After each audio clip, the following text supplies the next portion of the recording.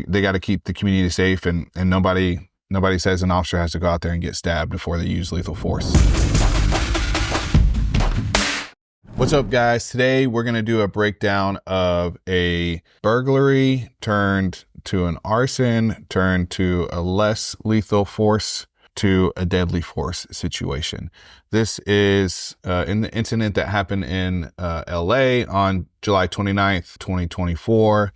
Police received a call from someone that there was a suspect trying to make entry into her home. Turns out that he actually broke into her elderly neighbor's home and ends up starting a fire. We'll get into the video. I'm going to play it and we'll talk through it as we go. All right, so you see this guy, he's picked up a butcher knife in the kitchen. You see him kind of walking around the house. Guy has, legit cameras inside, so kudos for that. He starts a fire in the kitchen. It looks like he's got like a towel or a shirt or something, starts a fire. And he got somebody inside. Here we have, this is body camera footage of the officer on scene. The fire is already on scene. You got two people in there, looks like they're having sex in the bed of my head. So the fireman tells the officer that there's two people inside having sex. What they don't know is that that's the burglary suspect, and he's actually not having sex. He does tell the cops later that he's got his woman with him, and so I believe that's why they made the assumption that he was having sex. They do a lot of good things here. They do a lot of de-escalation techniques. You can see them here. They're trying to talk to the guy through the window. I'm going to pause it right there before they make entry into the home. He's trying to talk to the guy through the window. That goes on for a long time. I've fast forwarded this video so we could get to the meat of it. But it goes on for a long time. Good de-escalation attempts by the officer. The guy is obviously deranged. He's talking nonsense. He's like singing and who knows, potentially on drugs, mentally ill, whatever the case may be. Police deal with all of these type of situations. But I want to highlight that they were doing a really good job of trying to de-escalate the situation. They get to a point to where they feel like, okay, we're going to have to make entry into this home and go and get this guy. And that's where we're at now. So they're crawling through the window into the room that he's at. Face away from me. Let's go. And so now they're giving him firm commands. Stand up. Hands up. Stand up. Stand your ass up. Stand up. It's hard to see in the video, but he's kind of hunkered down in the corner behind some boxes. Hey, bro, where you going, bro? Come on. Come on out. You don't got a choice. Bro, Get your hands up. bro. Do that. Step up. We got that shit out the way. Guy's not cooperating, obviously. Get your hands up. I don't have anything. Okay, so I'm going to pause it right there. The guy jumps up. You can clearly see, we'll freeze frame it there. You can see him come up with a knife. So fast forward the video because that goes on for a long time, and them trying to negotiate with the guy in that room to get him to come out.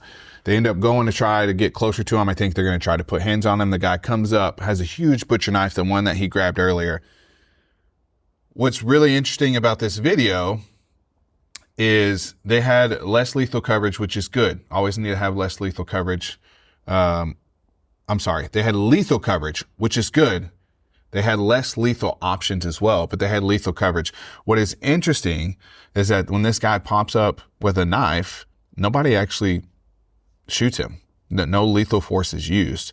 So watch it play out and you'll hear that the guys actually say, hey, we hit him with a beanbag. There was no shots fired.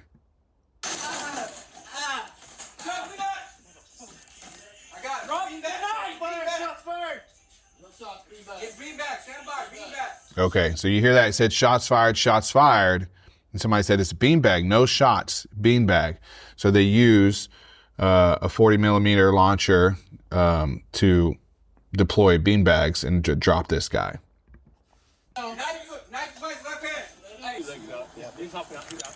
Okay, here we jump to a scene. This is kind of, we're getting to the end of the video here. This is kind of the big moment of the video.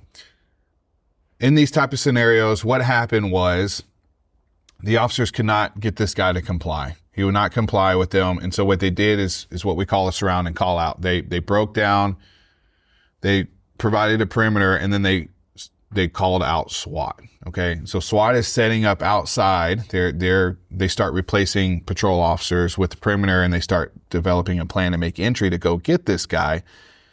And he comes out the window. He comes out one of the side windows. So this is where we pick up here. This dash cam video, you can see right here, this weapon that this officer is holding is the 40 millimeter launcher that's got beanbags in it. So this is their less lethal option. Again, I think it's, there's a lot of times where we see videos where cops do, they don't have the right tactics or they make poor choices. And we always want to highlight those videos. People are always quick to jump on those videos, but the officers actually do a really good job here. There's a lot of negotiation. There's a lot of de-escalation attempts. They have less lethal options.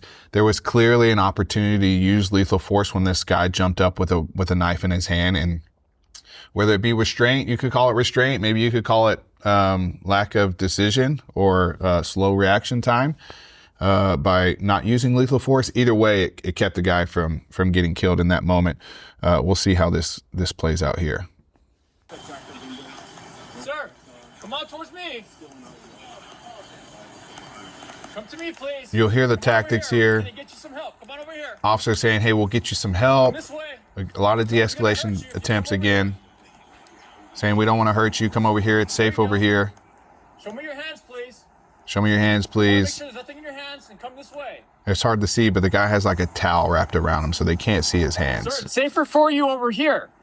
It's not very safe over there. I want you to come over here where it's safe. You're gonna get hit and it's gonna hurt. Okay, so now you see here, we'll pause it for a second. You'll hear a very clear difference in commands, right? So they started with the, hey, come over here, it's safe. And man, I've been in these situations, they'll drag out forever. You could tell obviously in the video before it was dark. Now this is the morning. You can tell it's like dawn. So these things can play out for hours and hours. So there comes a time when you have to start escalating your commands, escalating your force so that you can actually take this person into custody and protect the community around them. So that's what's happening there. You'll start to see that the cops starting to give a little bit more, stronger verbal commands because he's trying to get this person to actually comply to see if that's a tactic that'll work. We'll see what happens. Get on your knees. Get on your knees. Get on the ground. If you don't drop that blanket, you're going to get hit. If you move, you're going to... All right, we're going to let this play out a couple times because there's a couple different video cameras, body cameras. I'm going to pause it for a second. This guy here is got a shotgun. Looks like it's a lethal force option here. Go ahead and play it through. You can see this guy took multiple rounds from a shotgun. Drop the blanket now. So here we go. If you don't drop that blanket, you're going to get hit. Show the officer with the If you move, beanbags. So he takes multiple shots with the beanbags. And then you have a SWAT officer here who you can see he's got a less lethal option, a taser. if you move, And then I think there's one more view. Yeah, here. This is the officer that's behind. He's probably the hands officer, what they call the hands officer. So they'll have less lethal options, they'll have lethal options, and then they'll have what they usually call like the hands officer, the officer that's going to put the guy in custody after they get him to comply or whatever the outcome is. That's likely what you're looking at here because he's kind of behind the shield of the less lethal and lethal force guys.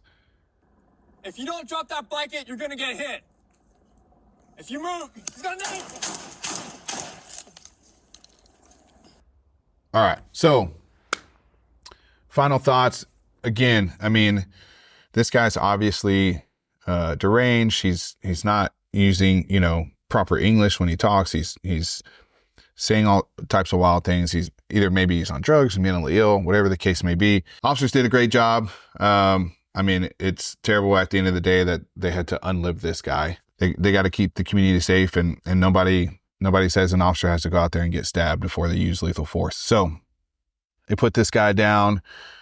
He was pronounced deceased. They did, of course, try to treat him on the scene as they're trained to do, but he was pronounced deceased. So I think it's a good video to highlight when officers choose tactics that are good. Again, I think we need to do that more often. Officers are put in really, really tough situations. They have to make life or death decisions every single day.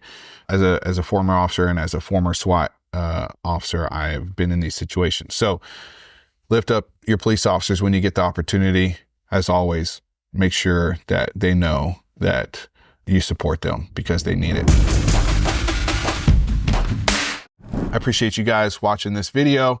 If there's any breakdowns that you would like me to do, make sure you comment down below. I'm Sean Kennard. Remember, violence is a virtue.